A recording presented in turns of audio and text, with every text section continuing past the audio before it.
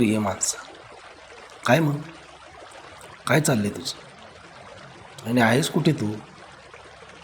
किती दिवसापासून शोधतो आहे तुला, तू गवसतच नाहीस. बघ किती गमतीशीर आहे.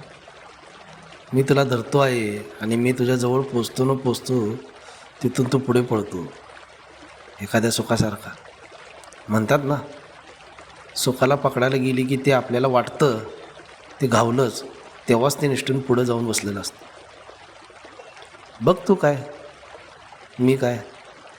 त्याला पकडण्याच्या नादात पूर्ण आयुष्य त्याच्या मागं धावण्यात जातात आणि ते मोरुस्तोवर हाताला लागत.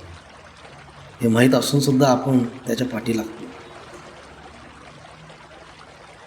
आणि त्या पाठलागात मी तुला शोधत असतो, पण तूही त्यावेळेस एवढ्या जोराने धावतोस की मला बऱ्याचदा असं वाटतं की तुला त्या सुखाच्याही पुढे जाऊन थांबायचं की काय.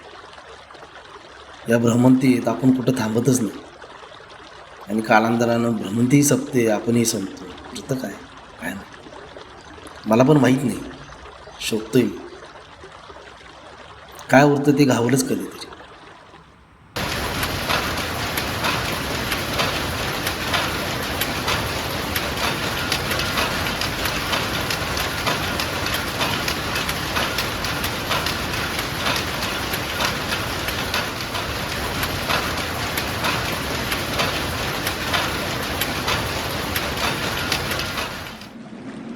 छान आनंदाने जगण्यापेक्षा या सुखाला शोधण्याच्या नादात काय काय आपल्या मागं लावून घेतलास आणि माणूस म्हणून तू किती गुंतागुंत करून ठेवलीस.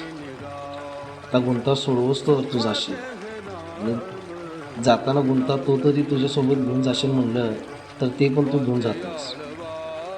उलट ती त्या पुढच्या पिढीला देऊन जातोस आणि ती त्या गुंत्यात अडकूनच सोडवत बसते.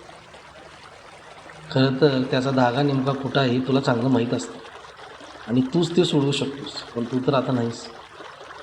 ह्यांना काय सुटते रे मग? ही पिढ्या अजून आपले धागे त्या धाग्याला पिढ मारून वाढतात. ते वाढण्याच्या नादात आपल्याच हातून किती धागा निसटून त्या गुंत्यात अडकून चालला आहे हे काय त्यांच्या ध्यानात येत. आणि आता हे सगळं मला कोडं वाटत चाललं. तुला शोधत असताना ही गोष्ट ध्यानात आली, वाचली एखादी. माणूस हे कोडा आहे आणि ते एकदाच आहे. बस आपण एवढंच शोधतात आणि एवढंच बोलायचं.